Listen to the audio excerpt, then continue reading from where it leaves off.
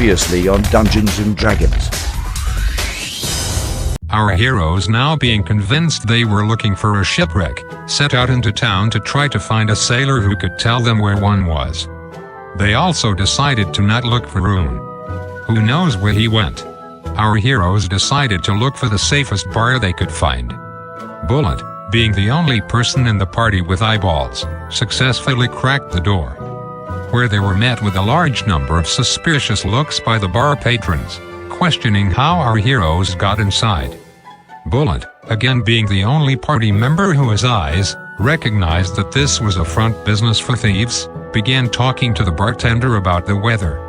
The bartender responded that the weather Bullet was asking about was the bay on the north side of the island, and the other weather was probably the ship that's off the northeast coast.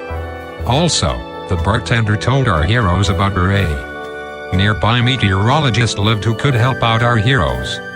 Now knowing where they were going, our heroes headed back to the Eaton Center to get some supplies. Our heroes decided to pick up some pool floaties, a big-ass flashlight, another bag, a book on how to breathe for Haku, and for the first time some health potions. They also picked up some submarine parts, and also some new armor. However, them all did not have everything our heroes needed. So they took a slight detour to the local ranch.